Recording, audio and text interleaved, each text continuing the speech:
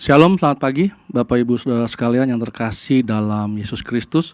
Sebentar kita mau mendengarkan firman Tuhan, sebelumnya mari kita berdoa. Bapak, terima kasih buat pagi hari ini. Bersyukur buat karena kasih karunia Tuhan yang luar biasa dalam hidup kami. Kalau sebentar kami mau mendengar firman Tuhan, bukakan isi hati pikiran kami supaya firman Tuhan boleh berakar, bertumbuh dan berbuah dalam hidup kami. Dalam nama Yesus kami semua telah berdoa dan mengucap syukur. Haleluya. Amin. Melanjuti dari renungan saya yang kemarin, ya Bapak Ibu Saudara sekalian, mengenai mengapa banyak dari kita yang tidak mau jadi pemenang. Yang pertama sudah dibahas, karena mereka percaya bahwa mereka adalah orang-orang yang gagal. Ya, saya bahas mengenai bagaimana mental kegagalan itu sudah ditanamkan dari semenjak mereka masih kecil, gitu ya. Lalu yang kedua, kenapa banyak orang yang nggak mau jadi pemenang? Yang kedua, karena mereka terlalu fokus dengan masalah dan tidak bisa melihat kebesaran Allah di setiap permasalahan yang mereka hadapi. Yang pertama kemarin karena mental kegagalan itu ya sudah melekat, sudah berakar. Lalu yang kedua, mereka terlalu fokus dengan masalahnya. Mereka tidak bisa melihat kebesaran Allah. Bapak Ibu Saudara sekalian, bayangkan kalau kita sedang memegang segelas air. Ya. Anda pegang dengan tangan Anda menjulur ke arah samping itu ya. Pegang terus. Berapa lama Anda bisa menahan gelas tersebut? Walaupun gelas tersebut hanya berisi air yang sedikit saja. Tetapi karena kita memegangnya terus, kita fokus dengan itu terus, maka kita gak akan kuat bisa menahannya. Sama Bapak Ibu Saudara sekalian. Apakah masalah yang Anda hadapi lebih besar daripada Tuhan Anda? Apakah masalah yang Anda hadapi tidak punya jalan keluarnya? Sama seperti si anak bungsu yang terhilang itu. Hanya perbedaannya Anda lihat ketika dia menghadapi satu masalah, dia memikirkannya sendiri. Bagaimana dia gak mau pulang dan lain sebagainya. Dan dia bilang, sudahlah pulang saja, jadi pembantu saja, jadi pekerja-pekerja bapakku saja.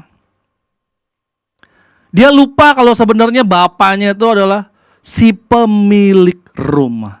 Saya tekankan sekali lagi. Dia lupa kalau bapaknya itu adalah si pemilik rumah. Dari pertama sudah mental kekalahan diterapkan terus. Yang kedua, pemikiran yang tidak benar. Lupa akan statusnya bahwa dia adalah anak. Bapak Ibu Saudara sekalian, apakah anak bisa berubah menjadi pembantu? Apakah anak bisa berubah menjadi orang lain? Ada orang bilang bahwa darah lebih kental daripada air. Bapak Ibu Saudara sekalian, berat gelas tetap sama. Yang berbeda adalah cara pandang kita memandang masalah tersebut. Jangan kita terlalu fokus dengan masalah yang ada.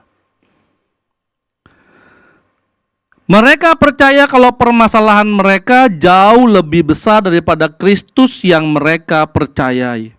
Di dalam Roma yang ke-8, ayat yang ke-35 mengatakan demikian.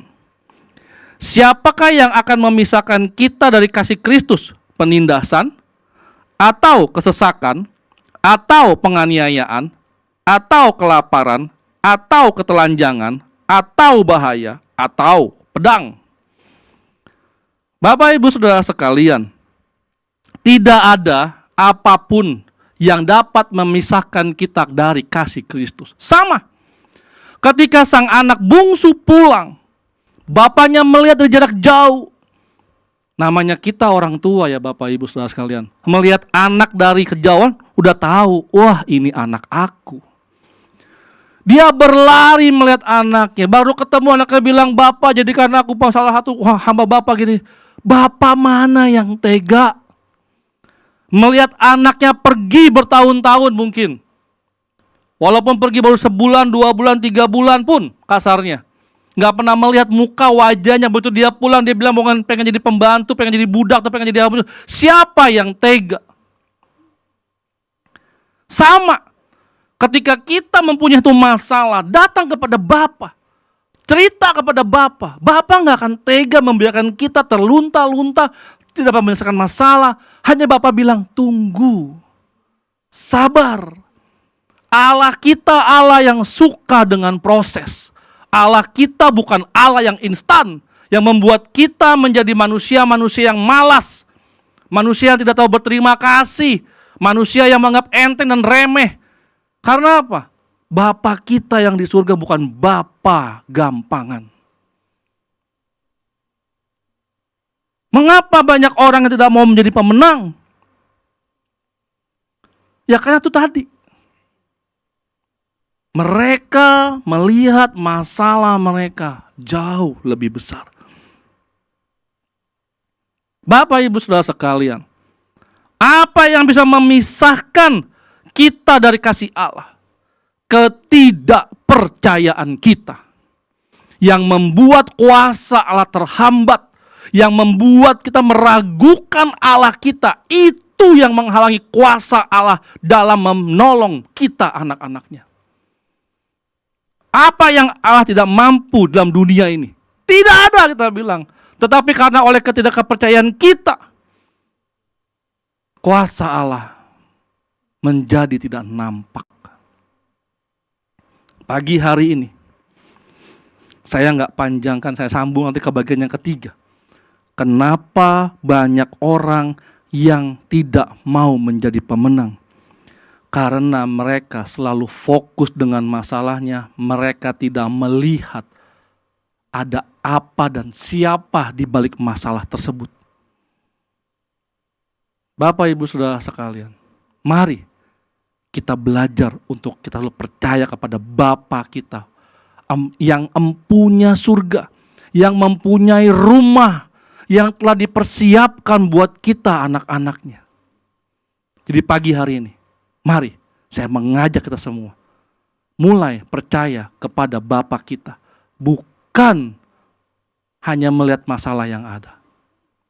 Mari kita berdoa. Bapa, terima kasih buat pagi hari ini. Biarkan kami belajar untuk kami percaya kepada Bapa, karena kami tahu Allah kami adalah Allah yang luar biasa, yang mampu, yang sanggup menolong kami. Dalam nama Yesus kami berdoa dan mengucap syukur pada pagi hari ini. Haleluya. Amin. Selamat pagi. Tuhan Yesus memberkati.